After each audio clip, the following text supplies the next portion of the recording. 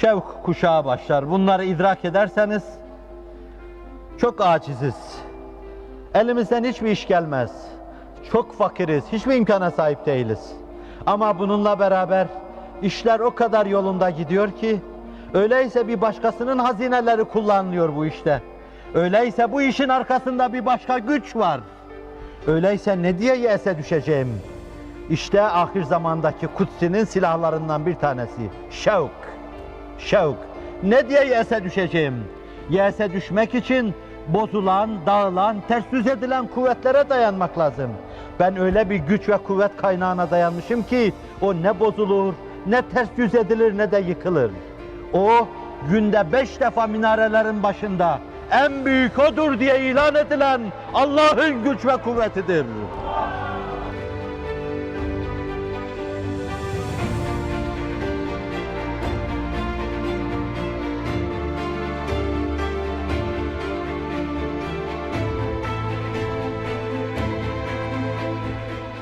Allahu Ekber, Allahu Ekber. Allahu Ekber, Allahu Ekber. Büyük Allah'tır, ondan başka büyük yoktur. Sen bu güce, bu kuvvete dayanmışsın. Ondan dolayı şevkle şahlanacak, üveykler gibi kanatlanacak, şevkle Allah'a doğru koşacaksın hiç durmadan. Muhabbetin şevk kuşağına ulaşacak. Avam muhabbeti karşılıklı olur. Allah'ın nimetlerini görüyor, seviyorum Allah'ım der. Avamca, benim muhabbetim, sizin muhabbetinize sonra gelecek. Allah'ın nimetlerini görür, yağmuru yağdıran Allah, ağacı yeşerten Allah, meyvelerle donatan Allah, suları çağlatan Allah, yeryüzünü yeşerten Allah, bin bir nimetle bizi perverde eden Allah.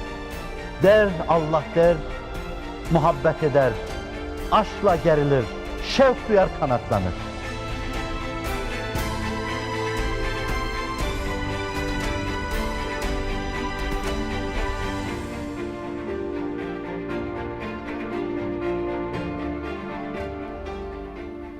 İman gibi, İslam gibi, saadet-i ebediye düşüncesi gibi, Hz. Muhammed gibi sallallahu aleyhi ve sellem büyük nimetlere mazhariyetimizle havas, Allah'a karşı muhabbet duyar.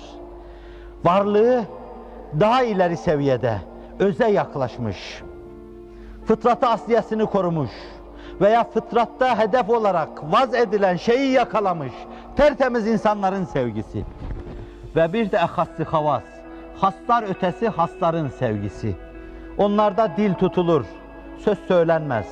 İşte onların başında birisi, La uhsi senan aleyk, ente kema etneyte ala nefsik, azze caruk ve celle senauk, ve la yuhzemu cunduk, ve la yuhlafu va'duk, ve la ilahe gayruk, ve la ilahe gayruk, şefaat ya Resulallah. Hz. Muhammed Mustafa sallallahu aleyhi ve sellem, La uhsi senan aleyk, seni senalarımla ben sahip dökemem. Nerede sen, nerede ben? Ma arafnâke hakka marifetke ya maruf.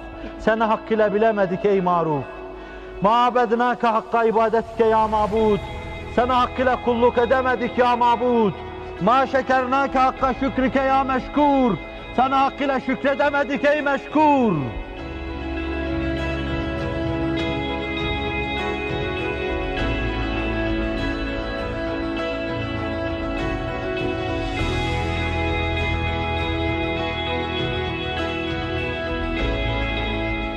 Sana komşu olmak bir azizliktir. Adından bahsettiğim Rabia Adviye, cennet yolun denince, cennet denince, dar denince inlemiş, iki büklüm olmuş. Car demiş. Komşu, komşu olmazsa ne eyleyeyim cenneti? Allah olmazsa ne eyleyeyim cenneti?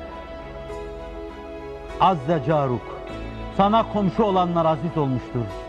Senin tuttukların aziz olmuştur. Sana yakın olanlar Allah'ım aziz olmuştur. Seninle münasebet içinde olanlar aziz olmuştur. Ve celle senauk, senin senan, seni övme, sena etme çok yüce, çok büyüktür. Dile getiremez, ifade edemeyiz. Ve la yuhzemu cunduk, senin orduların mağlubiyete uğramaz. Ve la yuhlafu va'duk, bize bir şey vaat etmişsen sen vaadinden dönmezsin. Senin için hulful vaad muhaldir. Ve la ilahe gayruk, Senden başka mabudu bil hak, maksudu bil istihkak yoktur. En âli seviyede aşkı, muhabbeti, şevki yakalamışın ifadesi.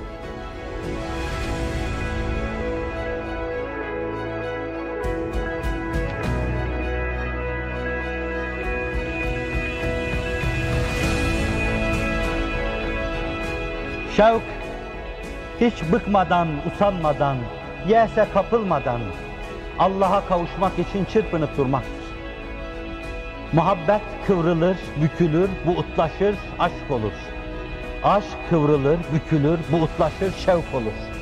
Şevki yakalayınca fert hiç ümitsizliğe düşmeden hayat boyu üveykler gibi kanat çırpar.